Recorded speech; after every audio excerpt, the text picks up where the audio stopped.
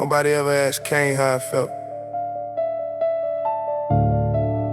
Every sermon starts after the field. But something happened before my hands. Something happened in my chest that nobody preached about.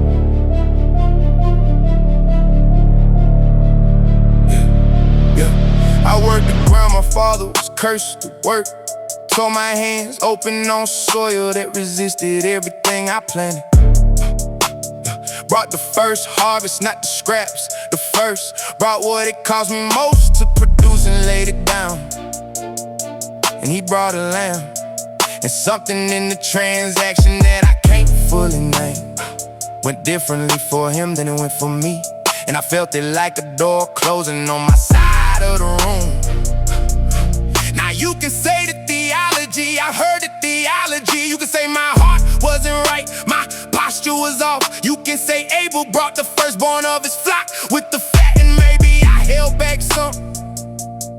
Maybe that's true, but nobody preaches about what it feels like to watch your brother receive what you wanted, to watch the favor land where you needed it to land, and feel the heat start moving up from your collar. Cain's side of the story, nobody tells it clean.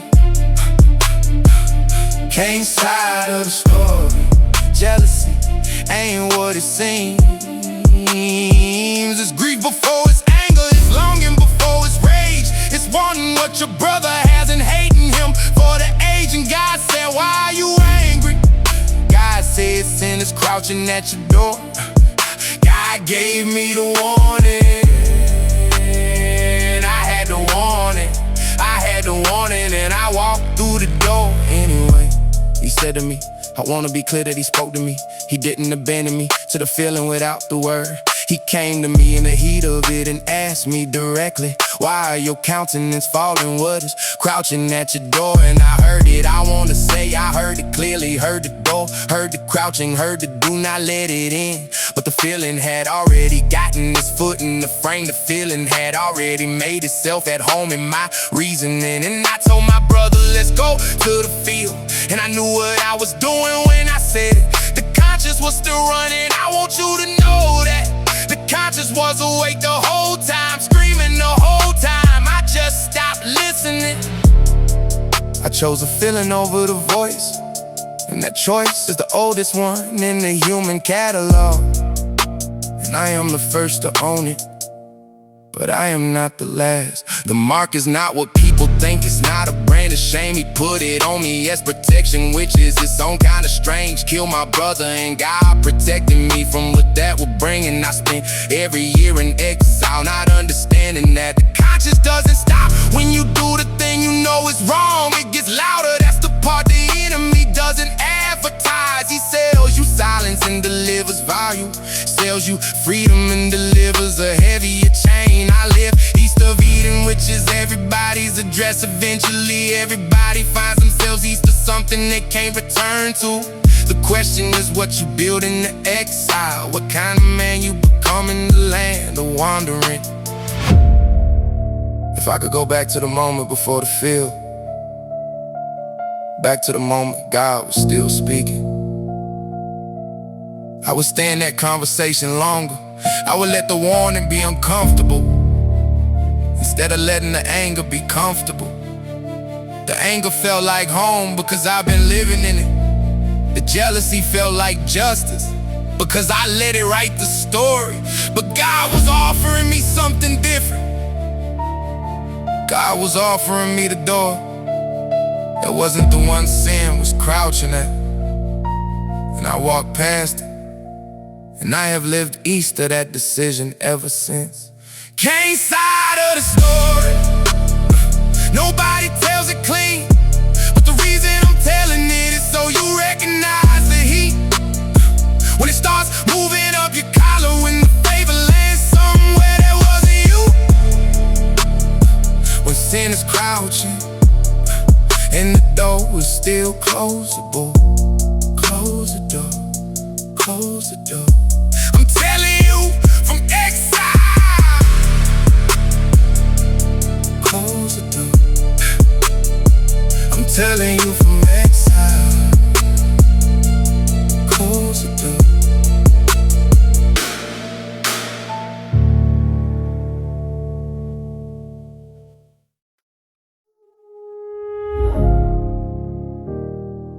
father wasn't a bad man. He was a silent man. And I spent 30 years learning that silence has its own kind of damage. He was present in the building, I wanna give him that. He came home, he paid the bills, he kept the lights on. By the metrics, the neighborhood used to grade a father. He was passing, maybe even on a roll. But he never told me he loved me, not once with his mouth. Never told me I was good at anything, never asked what I wanted. Never sat down and looked at me like I was the point. Always looked past me as something that needed doing. And I became a man who didn't know how to receive love, because I didn't learn the language in the window when you learn it. Became a man who read affection as weakness. Became a man who kept everyone at the operational distance. My father motto, my father's silence became my silence. My father's distance became my walls. My father's unspoken became my language. And I passed it on before I knew I had it all. The conscience says, this is where it stops. The conscience says, you are aware, which means you are accountable. My father's silence ends with me. I will find the words he couldn't find. I will find the words. I got a son, he's 7 and he asks me everything. Why is the sky? Why do dogs? Why did God? Why? And I hear myself answering in full sentences. Hear myself stopping what I'm doing to make eye contact. And sometimes I hear my father's voice trying to use my mouth. Shorter version, get back to work, figure it out yourself. And I catch it, that's the grace that I can catch it now. Can hear it coming and redirect before it lands on him. But the catching calls something that's not effortless. It's swimming against the current that was set before I was born. It's choosing differently in real time from what my body learned. It's conscious work daily, like a discipline, like a practice. I'm not interested in blaming my father completely, because my father had a father who had a father who had a system that decided certain men weren't worth the full vocabulary of personhood, that trained the tenderness out of generations by force. So somewhere in the chain, a man like me was told that softness was a liability, was told that feeling was the enemy of surviving, was told that love was what women did and men just provided. And that lie is old, and it is tired, and it has cost us everything. Cost us our sons and our daughters and our own interior lives. Cost us the relationships we had the capacity for and never built because we didn't have the blueprint. I'm talking to you now, you with the wide questions, you who still reaches for my hand in parking lots, you who cried at the movie and looked at me to see if that was allowed. It is allowed. I should have said it then and I'm saying it now. It is allowed. I will not pass you to silence. I will not give you distance as an inheritance. I will find the words every day, even when the words are hard. Even when my father's voice tries to use my mouth, I will catch it, and I will choose you instead. My father's silence became my silence, but the chain breaks here, right now. My father's distance became my walls, but I'm learning to take the walls down room by room. The conscience says, this is where it stops.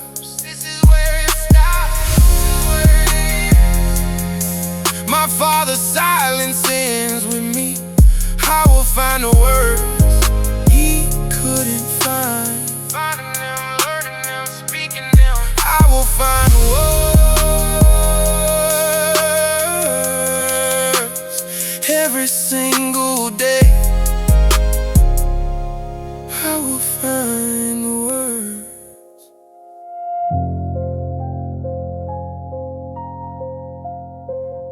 I didn't do the thing, but I was there. And somewhere in the theology of accountability, those two facts might be the same thing.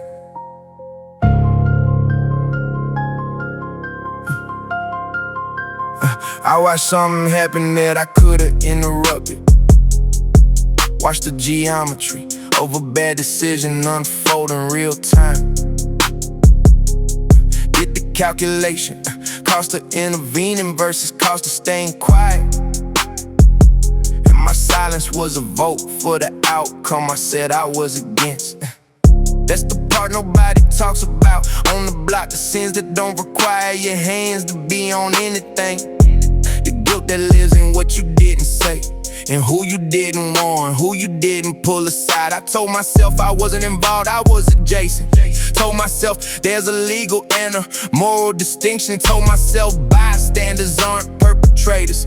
Told myself to lie until the lie had its own address. Silence is a language, I spoke it that night. Silence is a language, said everything but right. Every word I swallowed was a choice I was making. Every look I gave the flow was in agreement in the shaking. James said faith without works is dead. Maybe conscience without action is the same. Silence is a language, and I'm fluent, and I don't wanna be fluent anymore. There's a man named Eli in the scripture, the old priest, whose sons would desecrate in the temple and the offerings. And Eli knew, the text is clear that Eli knew, but Eli honored his sons above the God he served. And the judgment that came wasn't for what Eli did, it was for what Eli failed to restrain. For the word he swallowed, for the authority he abdicated, for the silence that became complicity in the slow ride. I read that and I felt it in a specific place, felt it in the memory of the night I watched and said nothing. Felt it in every room where I had standing and used none of it. Every room where my presence was permission and I let it be. The hardest part is that silence felt like wisdom at the time. Felt like reading the room, felt like strategic patience. Felt like I was being careful, being measured. Felt like I was protecting something, maybe just myself. And self-protection isn't evil, I wanna give it that. There were rooms where speaking cost more than I could spend. There were situations where the power is too lopsided for the conscience to demand heroism from the ordinary. But there are other rooms, and I know which kind mine was. Rooms where I had something to spend and I hoarded it. Where the cost was social, not physical. Where what I was protecting was my comfort, not my life. Bonhoeffer said not to speak is to speak, not to act is to act. He said it from a prison cell, so he wasn't speaking lightly. He paid the full price for that theology. I'm not Bonhoeffer, I'm just a man on a block with a regular-sized conscience and a regular-sized fear. But I think the principle scales. I think the ordinary version of his courage is just opening your mouth in a room, when opening your mouth costs something real. And I wanna be the kind of man who does that. I'm working on being the kind of man who does that. Silence is a language, I spoke it too long. Silence is a language, but I'm learning a new one that costs more, one that risks more, one that trusts that speaking the truth thing is better than swallowing it forever. James said faith without works is dead. Maybe conscience without action is the same. Silence is a language, I'm translating now, word by word, room by room. I'm translating now. Translating now. Learning to speak what I know. Translating now.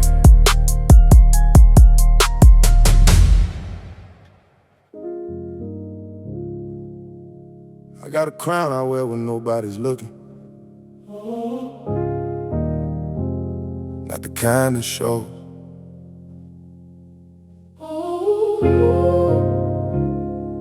The kind that lives in how I think about myself.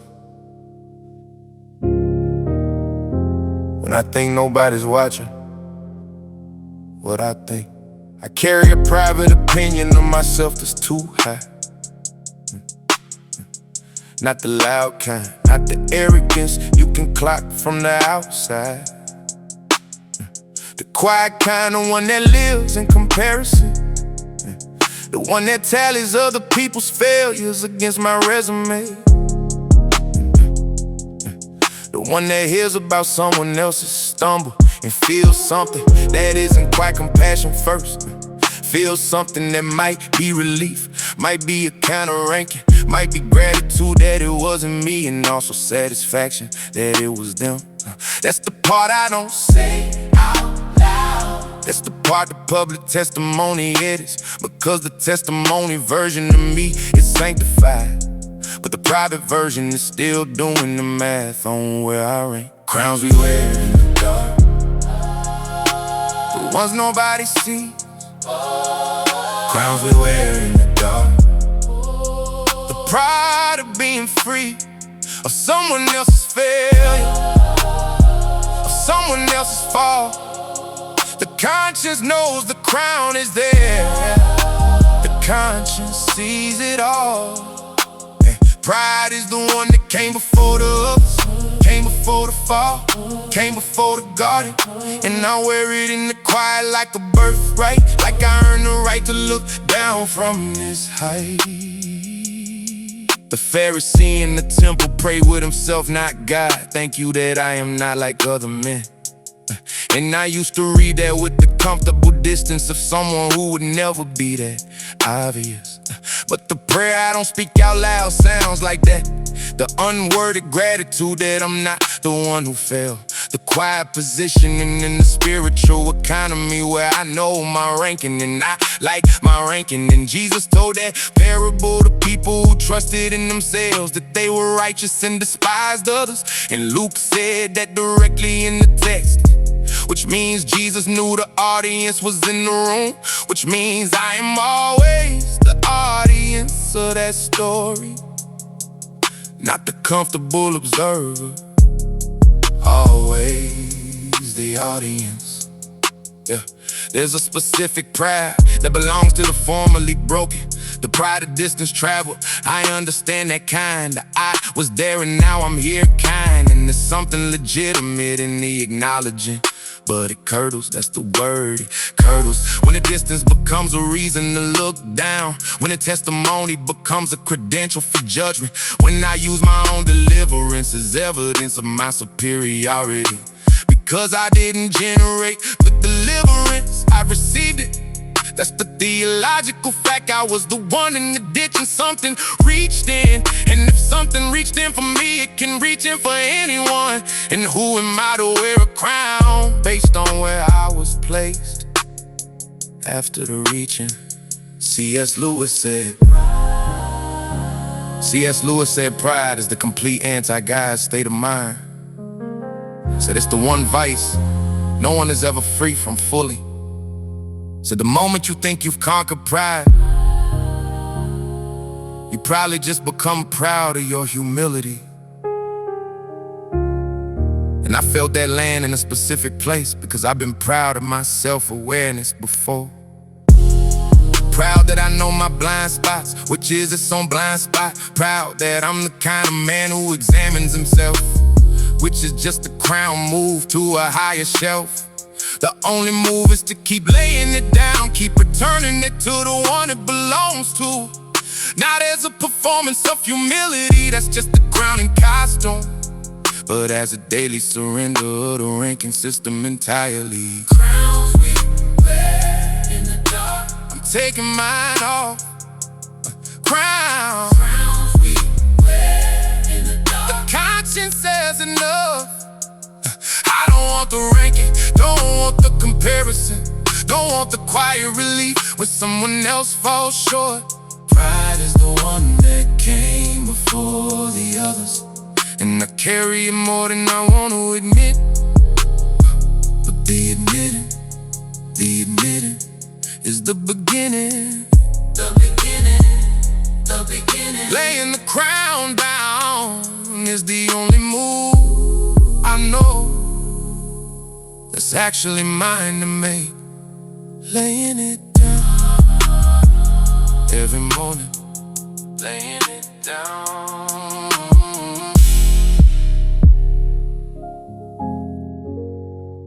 There's always a night before, the last night of the whole thing. I didn't know that's what it was while I was in it, but I remember it now, like a chapter break.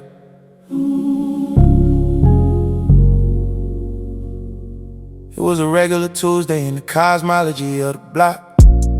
Nothing cinematic, nothing that announced itself. Had the same conversations I've been having for years. Same spot, same faces, same orbit of the same gravity. But something was different in the frequency, like a signal coming through a wall that had always been silent. Like my chest had developed a new sensitivity to something it had been receiving and ignoring for a decade. I kept almost saying something, kept opening my mouth, kept almost telling my homie I was tired of this. Kept swallowing the sentence because the sentence would require me to mean it, and to mean it would cost everything. The night before I changed, I didn't know I was changing. The night before I changed felt like every other night, except the conscience was louder, except the future was closer, except the cost of staying felt heavier than the cost of leaving. The night before I changed, God was already moving. The night before I changed, the night before I changed, the door was already open. I just had to walk through it in the dark without knowing what the other side looked like. Drove home a different way, I don't know why. Past the church my grandmother went to before she passed. Building was still there, lights were on midweek something, and I slowed down without deciding to slow down. Sat outside in the car for longer than I should have. Engine running, hand on the gear, one foot still in the old world. And something in the light through the window was unbearable. The way warmth is unbearable when you've been cold long enough. I didn't go in at night, I wanna be accurate. I drove home and I sat in the parking lot of my own apartment, and I had a conversation with something I couldn't name that lasted until the sky started doing different colors. I thought about everyone I'd have to explain myself to. Thought about the credibility cost on the block. Thought about who I'd be if I wasn't who I was. Thought about whether there was a me under the version I built. And the conscience say yes so clearly. Said that you underneath this has been here the whole time. Said I've been trying to get a word in for 11 years. Said I'm not a new thing, I'm an old thing that you buried. And I thought about the parable of the treasure in the field. The man who found it and sold everything to buy the field. Not because the field was pretty, but because what was in it was worth more than everything else combined. And I thought, what if I'm the field? What if what's buried in me is worth the cost of the excavation? What if tearing up the surface of the life I built is just how you get to what was always underneath? I called my mama at 5 in the morning. She picked up on the second ring like she'd been awake, like she'd been waiting for this call for years, what she had. She told me later she'd been waiting since I was 15. I said, Mama, I think I'm done with the thing. I said it like that, vague enough to protect both of us. And she said, I know, baby, I know. And she started praying, and I let her First time in years I let someone pray over me without checking out. I just stayed in it. And the night before became the morning after. The night before I changed, I didn't know I was changing, but God knew. God was already in a Tuesday, already in the drive home, already in the slow down, already in the parking lot at 4 in the morning. The night before I changed, she was already there, already there before I changed. The night before I changed, the door was already open. I just had to walk through it in the dark, in the dark. Turned out to be shorter than I thought, shorter than I thought. Dawn came, dawn came, dawn came.